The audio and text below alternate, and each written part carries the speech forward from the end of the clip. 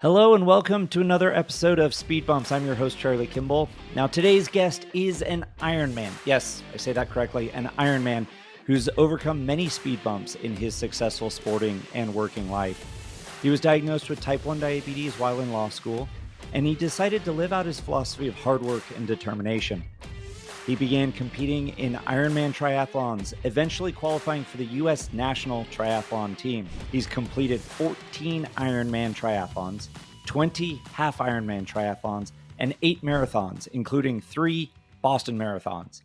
In 2006, he and his teammates won the 3,000-mile race across America, cycling nonstop, not in stages, but through the night, nonstop, from San Diego to Atlantic City in 5 days and 16 hours. We're going to definitely talk about that. As well as these incredible physical tests, he's built a successful legal career. He's become a motivational speaker, particularly focusing on overcoming obstacles related to type 1 diabetes. He, like me, has partnered with Novo Nordisk in the past to raise awareness about proper diabetes management.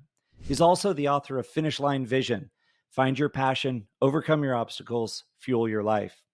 He's still a practicing lawyer, and beyond his professional and athletic achievements, he's a dedicated husband and father of 3 who enjoys living life in the Carolinas.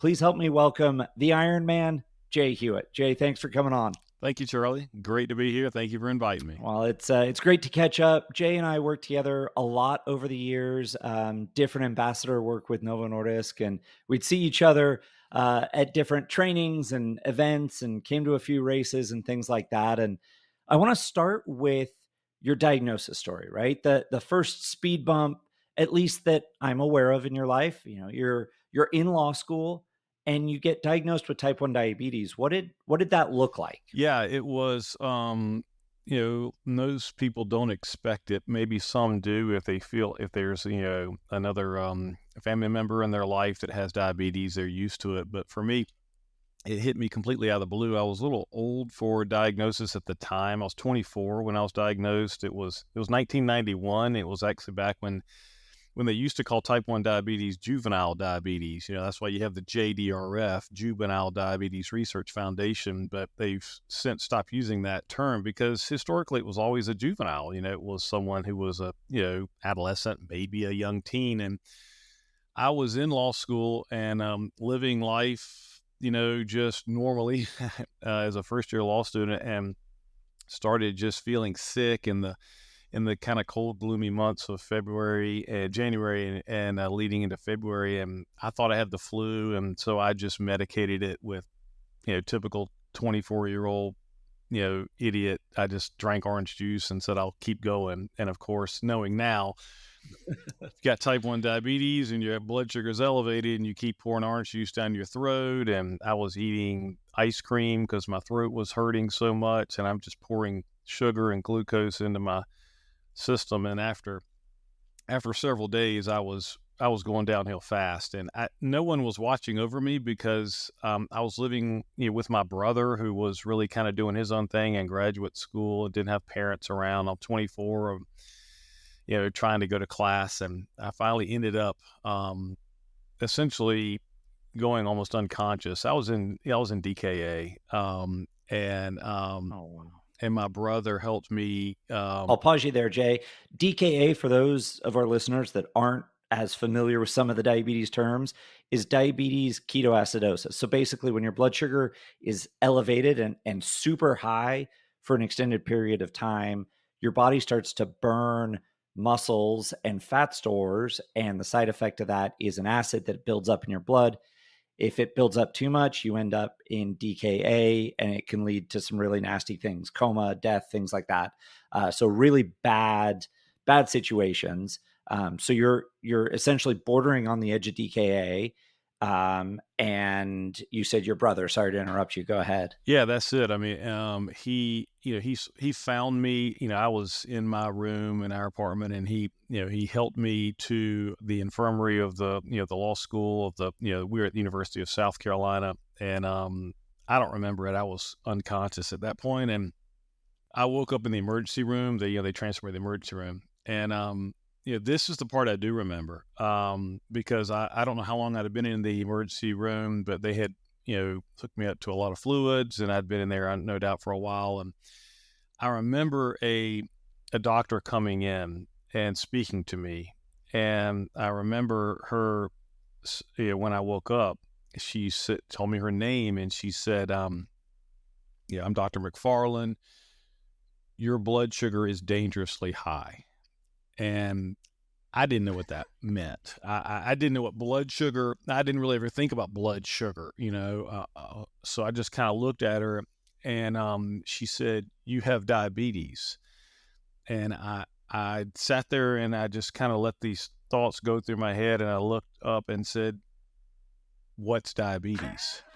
Because I didn't know. I mean, no one in my family has diabetes. I mean, I'd heard of it, but it was just a term. And she told me, and I said, and I felt like I was dying. I mean, I was lying in there, I was hooked up to tubes, and, I had oxygen, and, I was being monitored. So I said, "Am I going to die?" And she said, "No." She said, "You're going to be okay, but it's going to be a long road." And I said, "Is there a cure?" And, that's kind of typical of me. I'm always looking for, like, what's the solution? Right. How do we fix this?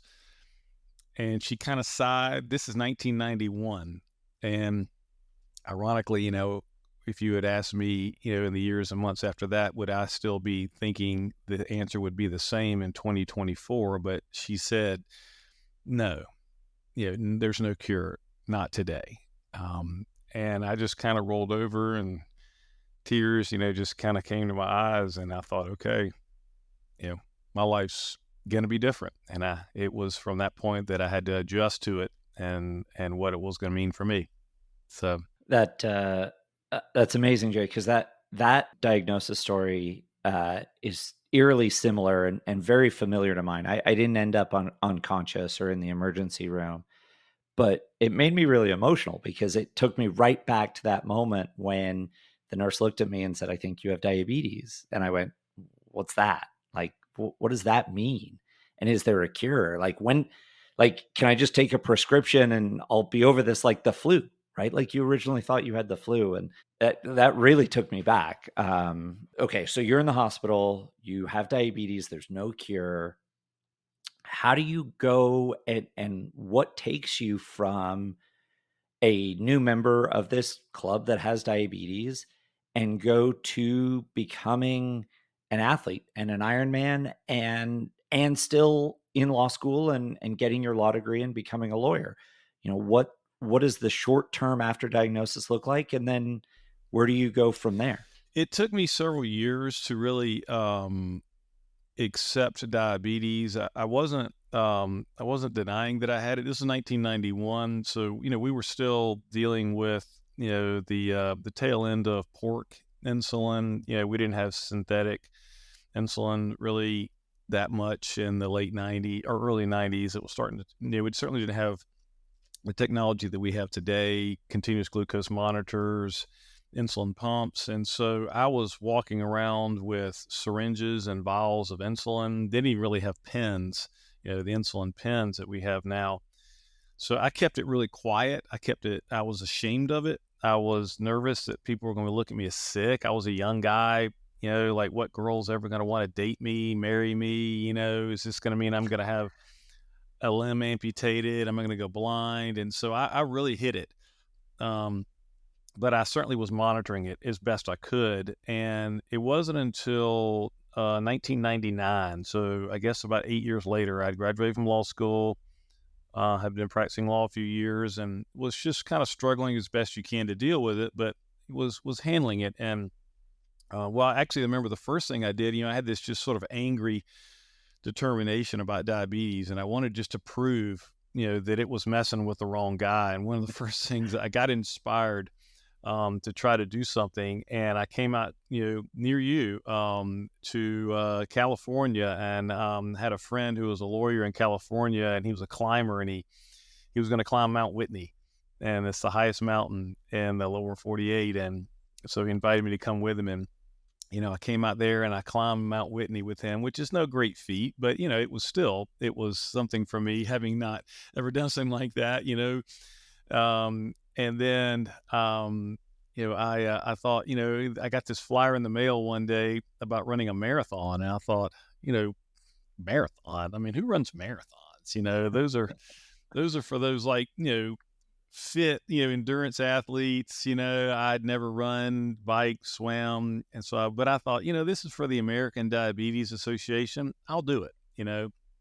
It's kind of my coming out of the closet, about diabetes. I had to now disclose to everybody that I had diabetes, and will you contribute to my campaign? But I thought, I'm not going to ask you just to contribute. I'm going to run the marathon myself. And so I did that in Hawaii, and that's really right there what happened. It was the Kona Marathon in Kona, Hawaii.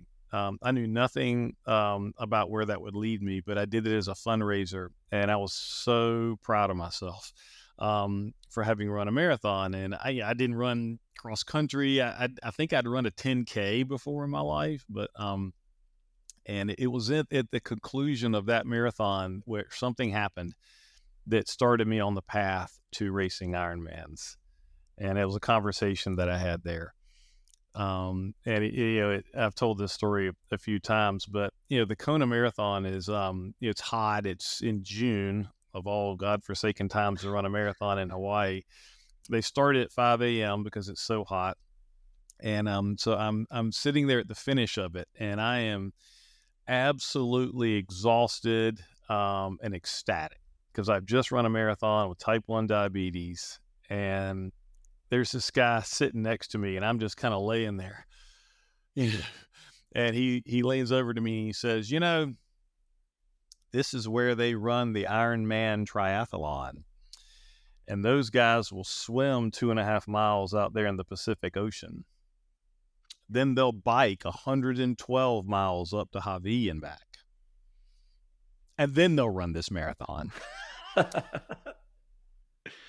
And all I had done was just run the marathon, different time of year. And I was so exhausted. I was so nauseous. I just leaned over to that guy and I threw up on him. Because I thought, what kind of freak of fitness can do that? I mean, I just ran a marathon. I mean, wasn't that good enough for you? Those guys swim 2.5 miles, bike 112, and then they run this marathon. And, you'll understand this. It's those things like that where you do something and then someone says, there's actually something else that you could maybe do. And he challenged me, not intentionally, but it did. I said, as I'm flying back over the Pacific, if I can run a marathon, maybe I can do the Ironman. And so it started me on the path of then the goals of trying to race at least one. Right. One Ironman. Well, so I think that's incredible. And you sort of glossed over the fact that you climbed Mount Whitney with no experience, with type 1 diabetes, just kind of cold. Like, your buddy called you and was like, hey, I'm going to do this. And you're like, yeah, why not? I'll figure it out. Let's go.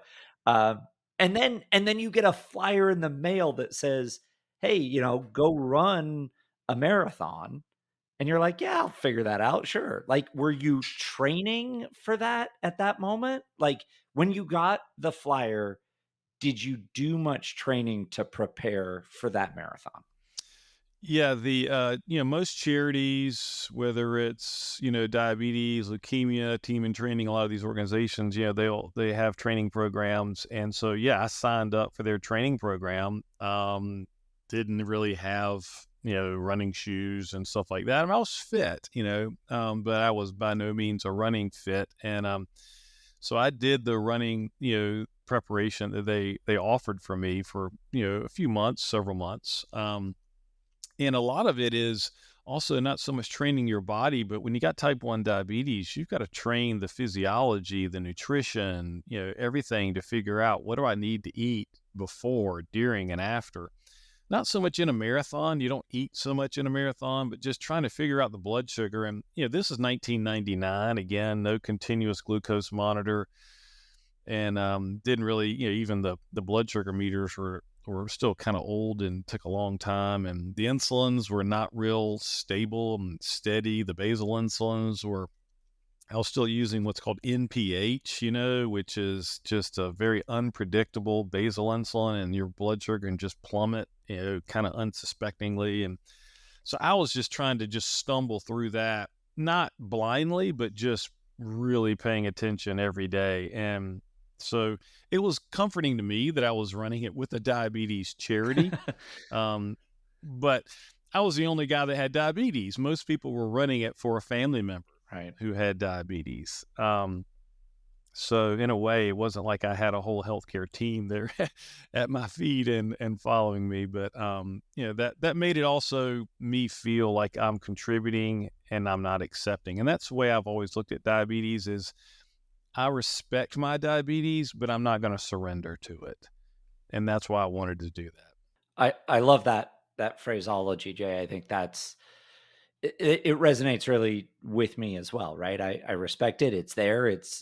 I almost talk about it like it's a third person, right? It's this extra being here that's with me all the time, and respecting it, but never surrendering to it is really powerful. Now, how did you go from throwing up on the guy who told you about my Ironmans to then competing in them and cycling with some incredible cyclists and then winning a race across the country with teammates? Well, it was a long process there because, when I finished that marathon in 2000, I had to start figuring out, okay, what is this Ironman thing and where are they? And, the internet was still kind of clunking along in 2000.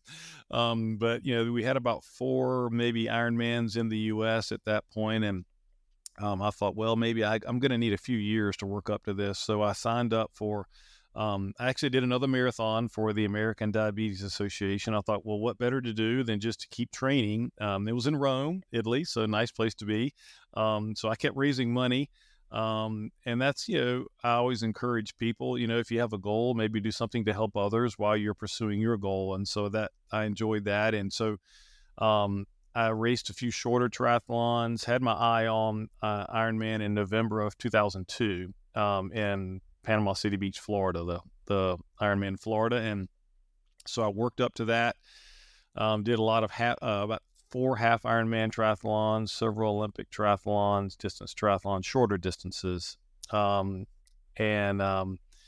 I also, I hired a coach, which, I talk about this in my book and you'll understand that, you, as much as an individual and determined person as I am, you need a mentor, you need a coach, when you're trying to do something that's beyond your grasp. And so there was a coach. I saw a guy when I was doing a short distance triathlon, and it was one of my first Olympic distance races. And this guy crossed the finish line. He was finishing about the time I was starting the bike, and I found him after the race and I approached him, and it was in South Carolina, and I came up to him, and I remember he sort of looked at me as if, are you serious about doing this? And I said, yes. And it turned out his name's Peter Kotland. He was from the Czech Republic.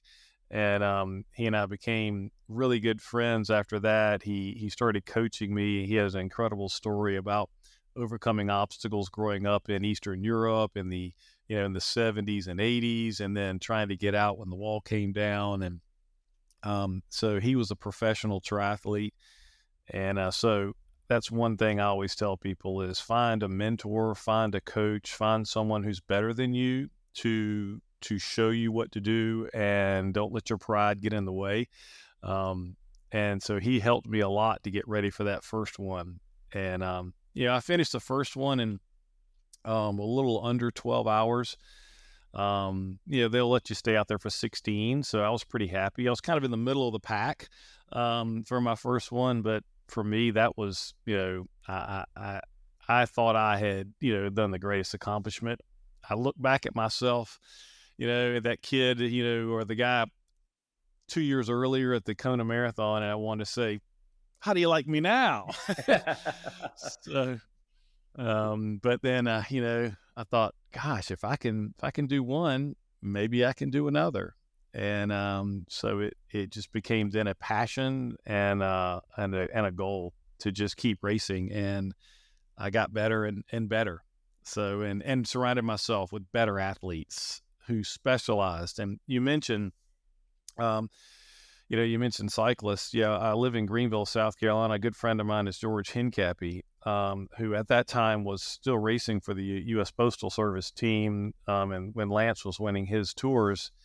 And George had become a friend of mine, and so I started riding with George and just trying to hang on to his wheel. One of the best in the world.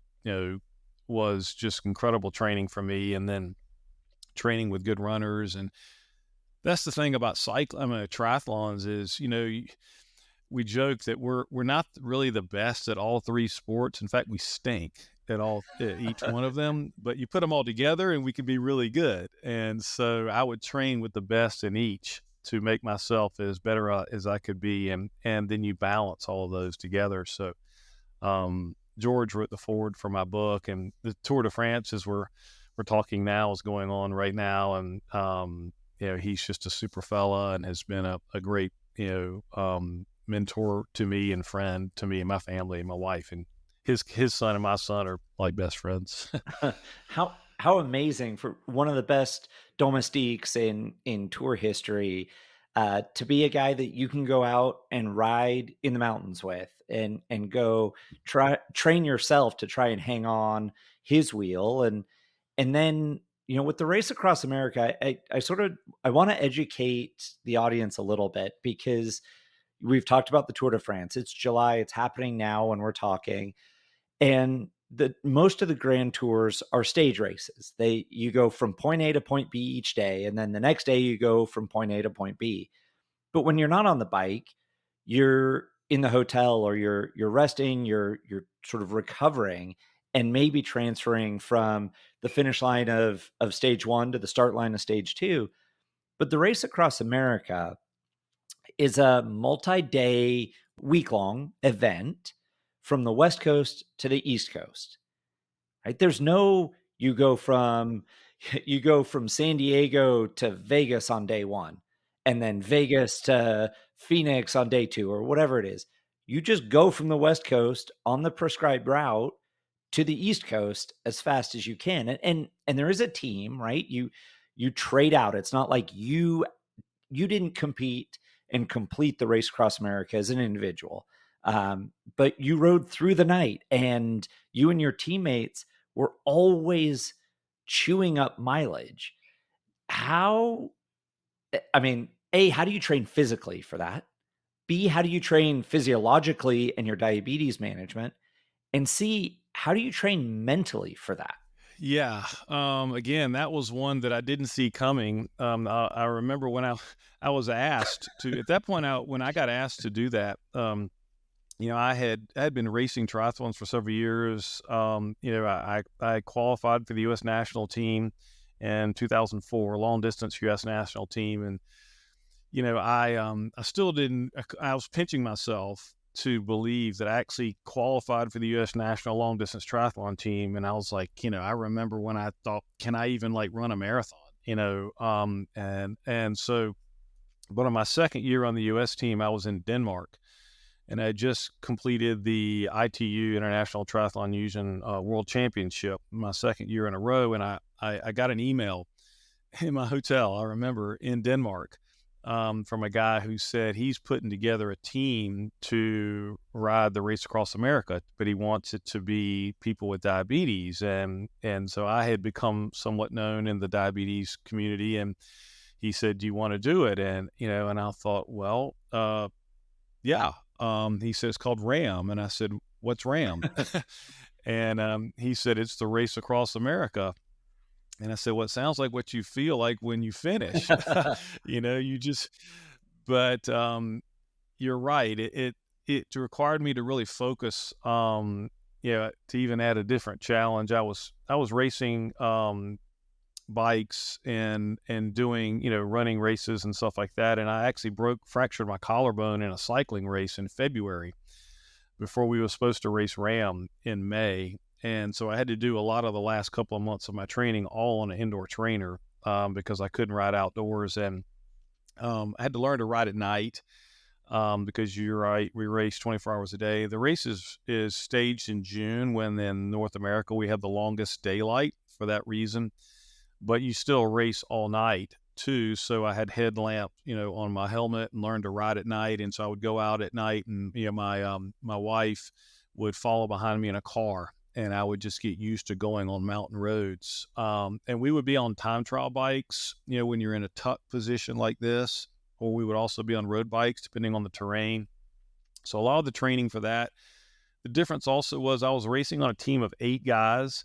And you're right, I wasn't on the road the whole time, but depending on where we were, if we were climbing, the mountains of Colorado, I would do short intervals of maybe 6, 7, 8, maybe 10 minutes, one guy at a time, but you would just go max effort to keep going as fast as you could. And then the other guy couldn't go until your wheels crossed, and when my teammates would go. Whereas if we're in the deserts of Nevada or in the plains of Kansas, it could be 3, 4 of us out there at one time doing a time trial where we're just doing a rotation to block the winds. We could be out there for 45 minutes, an hour.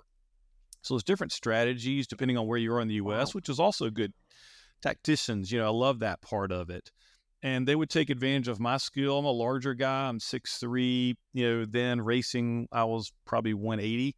Bigger guy, where we had some guys who were 5'8", 140, so they would spend a little more times in the mountains. But once you got into like Kansas and the wind's blowing, and I'm kind of like George is the same. We trade bikes, and I can just power through, for 30, 45 minutes, with just high intensity, high watts. And so it was a lot of training like that. Whereas the Ironman, I'm riding 112 miles, all on my own power, trying to conserve energy for the marathon coming up. I would just go lactate threshold for my interval, and then I'd have another interval at about an hour, and I would do that for 8 or 10 hours, and then I'd get to sleep maybe, or try to sleep. I'd be off the bike for 6 hours or so. Then I'd be back up again at 2 a.m. It was just constant fueling, monitoring blood sugar, hydration. It's a lot of logistics. Had a big crew following us, 2 RVs, bikes. It was fun. I love the challenge. It sounds so awesome. And in a prior life, I thought, that'd be great to put a team together and do that. I never considered that you would have multiple riders riding together, right, as a group. You'd never. I didn't think that you'd put 3 or 4 cyclists out together on the flats, because as a group in a time trial or a team time trial endeavor, you'd be faster than just an individual sprinting for 20 minutes and then trading off. Tactically, that's really interesting. I think something that I don't know that I've heard that story ever told before, about how the tactical piece of Race Across America comes together. Well, if you watch like the tour, they have sometimes what's called a team time trial, which is actually one of my favorite events. They didn't do it this year, but they've done it some years, and it's a beautiful event to watch a whole team get out there, and they are going 35, sometimes 40 miles an hour, and you have a guy who stays at the front for about 3 minutes. He rotates to the back. The next guy, it's just a constant, just beautiful of movement to just shield the wind, and that way the whole team can move faster than one guy or girl. And so it really is, depending on where you were in the country. I remember we were actually in Kansas. I'll never forget this. It was sometime in the middle of the night. By the time we got to Kansas, we'd gone over the California mountains, we'd gone through the deserts out west, we'd gone over the Rocky Mountains. We were in the plains, and it was dark, and you could just see the horizon, but it was so dark. There were storms out there, and we could see lightning. And I'm out there with 3 or 4 guys, and we're just doing this time trial, and on these time trial bikes, and the rain starts coming in. And it's just blinding rain, but it's so dark it didn't really matter. All it cared was I could see a white line on the road that just looked like it went to the East Coast. But I remember just the lightning and the rain, and I was not going to stop, and as long as there was a vehicle behind me. And then we saw these blue lights that came, I could see it kind of in my rear, and it came up behind us, and it stopped, and a police officer stopped, and there was a tornado. that was coming across the fields. And we didn't know, Right. and we were getting ready to ride right into it, but it was just this blinding, blowing, rain. And so, at least I got to stop for, maybe 10 or 15 minutes or so, let the tornado go by. And then we kept on So you going. But, literally raced a tornado to win the race across America. I may have been a little bit faster than the Wicked Witch of the West in Dorothy's. Hopefully I was, but I probably looked about the same. That's what an incredible experience, and what a great way. Like the thing that struck me is what a great way to see all the countryside, right? At probably sometime you're doing 8, 10, 12, 15 miles an hour. Sometimes you're doing 20, 25, 30. But at that speed, yes, you're focused on the rhythm of working with your team in a time trial cycle like that, sprinting when your watts are up and your lactate is building and you're dying at thin air in the high altitude. But you also get a chance, I'm sure you got a chance to absorb the countryside in those moments and really take in the beauty of and the varied beauty of the US from coast to coast. Yeah, absolutely. It was amazing because when you're on a bike, your senses are just so in tune. Just, you don't have headphones on. I had a radio that I could hear my team, and my director telling me when I had to turn or something like that. But the rest is just a silence. It's just the breathing, it's my wheels. It's if I had a disc wheel on. And then I could just literally see and just exist with, whether it's in the middle of the night or even during the day. It was, except when we were going through metropolitan areas, which we didn't go through that many, just to look. I mean, I just saw wildlife. I just saw going by farmhouses, going by domestic houses. People would just look at us as we went flying by. And you really are just a visitor to people's lives for a few seconds. I remember going, I was in West Virginia and I was descending, kind of a windy mountain road. And I came around a road and it was in dark, in the night. And there was a possum that just had come right across the road, right as I came around the road. And I'll never forget, this possum just kind of looked up at me and I thought, okay, possum, it's either me or you. I said, because I don't think I've got this ability to get around you. And I said, I'm going to try to lift my front wheel up and get over you. But all I could do was lift my front, just bumped up a little bit, and just had to just go right over this possum. I don't know what happened to him, but, I know that I went right over a possum's head, and just seeing just deer and turkey and, all the way across to the Atlantic. It was amazing to be in touch with the country. Quite literally a possum speed bump in the middle of West Virginia there. So talking about speed bumps, it's the name of the podcast. I want to get there a little bit. Your diagnosis is one of the more obvious speed bumps in your life that you've overcome. One of the things we've talked about on the show before, and I think I continue to ask my guests, is have there been any big silent speed bumps? Maybe people don't know about or don't see, haven't heard the story about you overcoming these silent speed bumps before.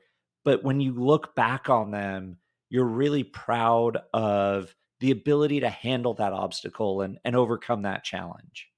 Well, in any path, it seems like, okay, yeah, Jay, it sounds simple. You raced a marathon, and you decided to race triathlons, you raced the Ironman, then you qualify for the U.S. national team. Yeah, it was just a linear path up. But, I was, there were a lot of speed bumps, at least in triathlons along the way. Ones that I talk about in my book a little bit is, is learning from failure. And, whether it's in athletics or whether it's in, academics or artistry or anything you set your goal to. I remember trying to qualify for the U.S. national team, and it was about my 5th year of racing triathlons, and I had raced in Coeur d'Alene, Idaho, and it was my first race that I didn't finish.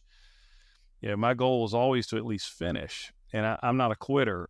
But I couldn't finish that race, and I dropped out at mile 132. And you know what it's like as as an athlete who's trying to, you don't want to quit. You don't want to give up. And but physically I couldn't. And then I raced another race in Wisconsin, and that one I had a horrible race and I finished in like 14 hours. It was the longest, worst time I'd had. And I was really starting to question myself and my ability and whether I was doing it right, and there you got to think, okay, what do I need to change? And it was the last race of the year in November, which is Ironman Florida. I'd raced the race a bunch of times, and it's the same day as the New York Marathon. And so I was racing that race, and I had a really good swim, and I came out of the water with the top leaders, which is rare for me because I'm not one of the better swimmers. But I had worked really hard then for the bike portion of the race to work on my nutrition because, the Ironman is so physically demanding that it's ironically the smartest athlete who wins. And I had not been real smart about how I raced.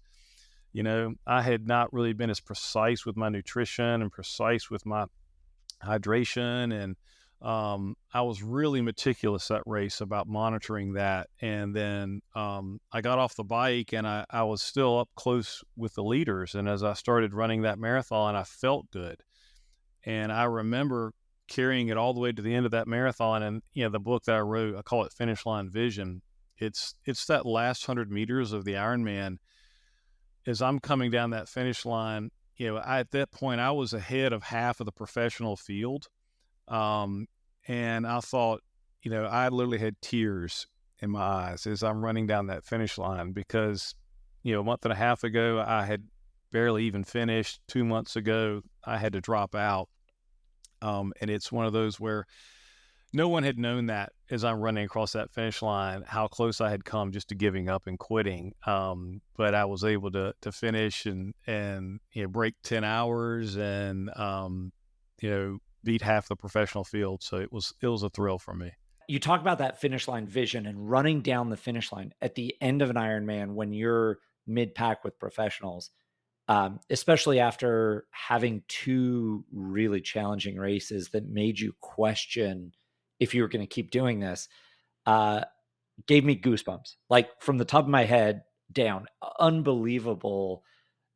Just a vision and perspective on that, because I think we've all been there. If it's in athletics, if it's in life, if it's in business, we all have those moments where we're not sure we're going to keep going. And then you do. And then you're like racing down this finish line. What a great mentality and a great perspective on that. I really appreciate you sharing that with us. Now, I had a question just logistically. While you were on the U.S. long distance national triathlon team, was that your sole job? Were you a professional triathlete at that moment, or were you practicing law on the side, or was it just athletics that were paying the bills? Yeah, I was absolutely still practicing law. And, people ask me, how did I have the time to do that? At that point I was not married when I first started. Then I got married. I didn't have kids. And so, you always have time for the things that are important to you. And so I would just spend my time, I would go to work, practice law. I would train in the morning before work. I'd train at lunch. I'd train after work.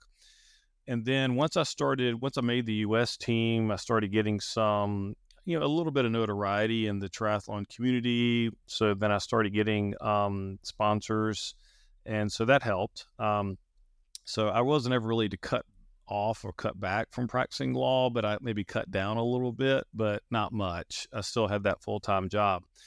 But I was not racing professionally, no. I still was racing as an amateur, and I didn't ever attempt to try to turn pro because I needed to. You weren't getting paid a whole bunch. The U.S., even the Olympic athletes, bless them, they don't get paid that much. Even back then also, like, college athletes didn't get paid. They can now, but so I was very much racing as an amateur, and then still working as a lawyer, my day job, as a lawyer. So that was a part of it. But I was starting to get some speaking engagements after that, which I really enjoyed. And it was just, to me, it was payment to inspire people to do that. So, okay. So here on Speed Bumps, we asked the same 3 questions, but I'm going to throw an additional question at you to start this. You talked about the speaking events and how much you enjoy inspiring people and sharing that finish line vision you talked about. What has been the coolest or most interesting, most impactful for you speaking event you've ever done?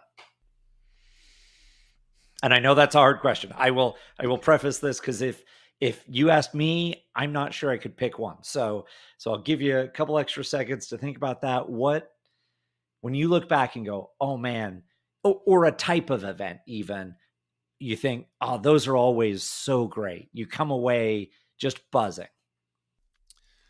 Wow, and I know you and I have traveled together and spoken together at events. It's so, it's so it's inspiring to me that I can speak to an audience. I've spoken to 5,000 people before, and just holding them in my hands and taking them on a journey with me. But honestly, I'd say that actually the one that I think about the most that was impactful for me was I was speaking in a diabetes camp. And I know you've done that a lot too.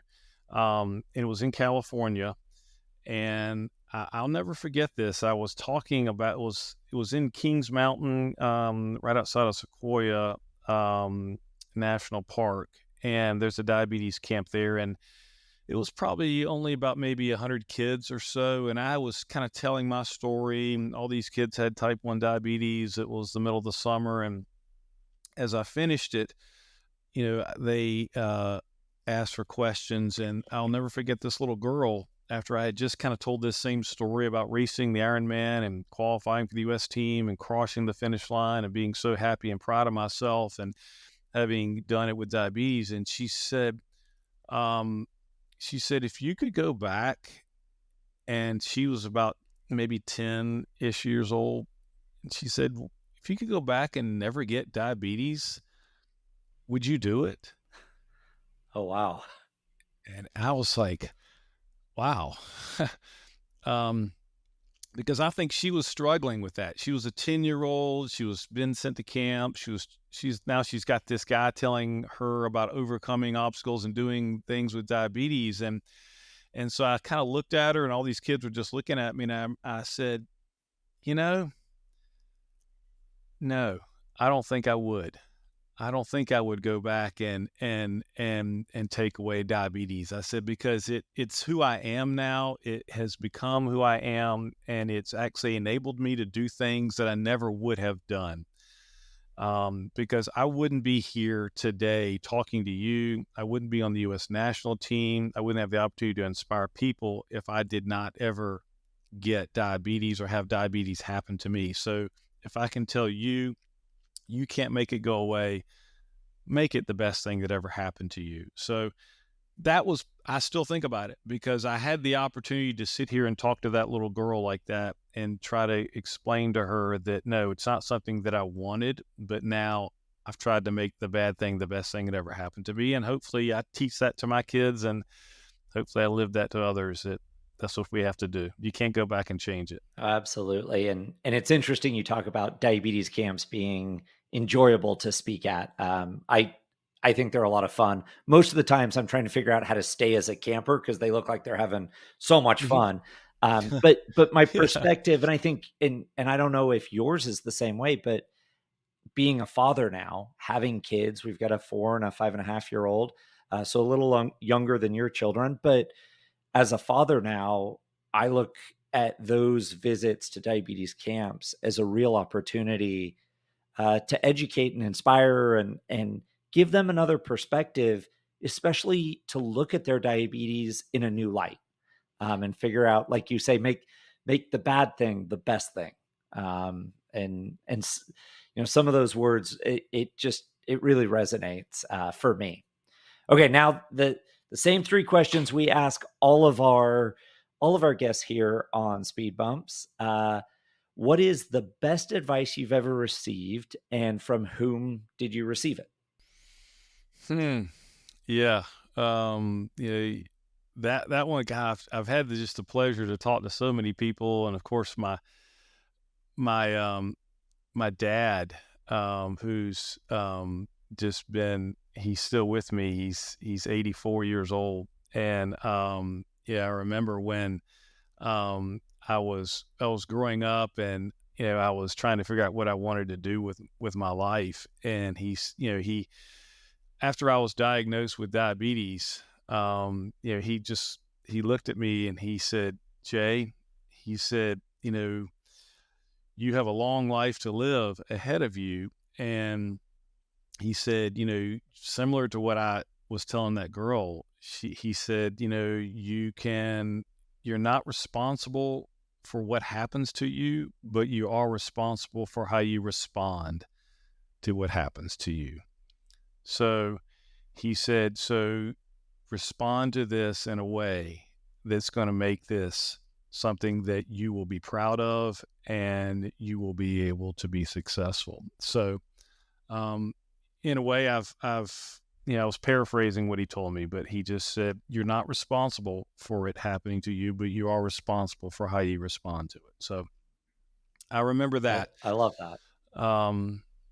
So, I've tried to live that. Well, and you're doing a great job. And okay, dream car in your garage. And do you have it? Have you ever had the chance to drive it? What does that look like? I'm a car guy, so I've got to ask a car question. Yeah, I mean, I really like the hybrid electric vehicles, and so I would really like an electric, a Tesla SUV, one of the larger SUVs. So that's something now that it's the next vehicle that I want to get. And I know you're a car guy, of course, and I remember coming to the 500 with you, and being able to hang out in the pits with you and Kathleen and act like I knew what was going on. I even watched you, Charlie. I think you were having an electrical problem one time in one of your races, and you had dropped all the way to the back of the pack. And you told me after the race, you said you were actually even considering like trying to rip something out of your car and tossing it on the track to see if you could get a caution, if you were getting ready to get lapped. And I thought, what a little bit of inside history that you're going to try to rip some Velcro out. Toss it out on the track. But then after the race, we hung out for several hours, and you had just been driving 500 miles for 240 miles an hour. And then you drove us back to the hotel driving 35 miles an hour. I'm like, how do you make that transition? How do you do that? Well, and it's such a different mindset, right? Like for me, and I'm sure there are correlations to, if you take your kids to the pool, it's not like you're going to go swim 2 miles with your kids in the pool, right? When I get out of the race car from 200 miles an hour and I get in a road car, all of a sudden it's more than a single seater, and there are cup holders and there's cruise control and there's radio, right? It's a very different mentality, and if you get on your bike to go bike around, bike along the beach with your kids on vacation, it's different than getting on a time trial bike and hunching over and doing 30 miles an hour for 3 hours. So it is similar, but it is such a different mindset at that moment. Yeah. Well, I was impressed that you could make that transition. Well, thank you. All right. So that was your dream car. Now, we as athletes and speakers, things like that, we get to meet some really cool people. We have some really interesting personal interactions. What's the most meaningful or coolest personal interaction you've ever had with a celebrity or a pro athlete or even just, maybe that 10-year-old at the diabetes camp? When you look back over the last, I don't know, however many decades, what one moment sticks out to you and go, man, that was really special. And I don't know that I would have gotten that without being an Ironman, without having diabetes, without having gone through law school. What moment sticks out to you as a really meaningful interaction?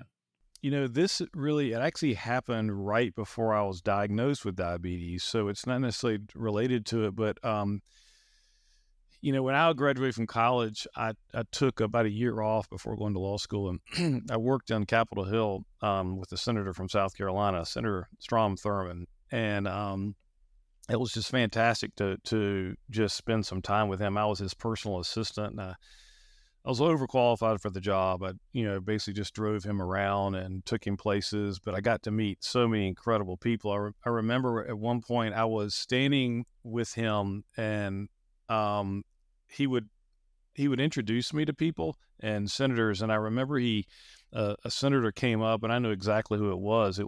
We were in the Senate chambers, and it was John Glenn, the astronaut who had orbited the Earth. And I knew exactly who he was, but Senator Thurmond just said, and he, in his Southern accent, Jay, I want you to meet a good friend of mine, Senator John Glenn from Ohio. And he said, Jay, it's John Glenn. And I was like, I know.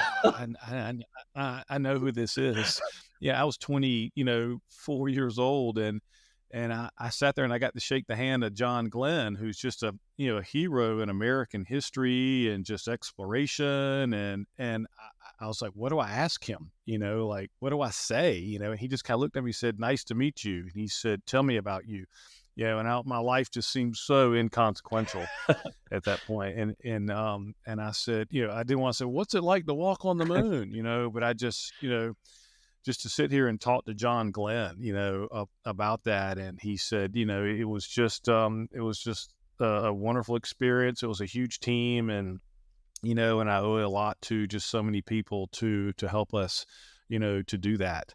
I remember that. And I remember I got to sit in on the State of the Union in the House chamber and watch that. When George Bush gave his State of the Union speech in 1991, and that's a hard ticket to get, but they were able to let me sit up there and watch that. So just things that are non-athletic related, but just experiences in life that I'm just so honored that I could touch pieces and people in history. And it's just a thrill. And then guys, like with you and Lou Brock, and sitting there and talking to Lou Brock, just about what it was like to play baseball, in the 50s and the 60s, and hear his stories. And he was such a gentleman to you and to me when we would sit there and talk to him about that. Yeah, I remember those conversations with Lou, and man, he could, like, people could tell stories. He could tell a story, man. Like, you talk about holding 5,000, big audiences in your hand and take them on a journey with you. Like, he was a masterclass in that, and a true gentleman, as you said, a true sporting gentleman. Well, what an incredible story, from law school to a bike, from a marathon to Ironmans and meeting an astronaut. Really appreciate the time, Jay. Thank you very much.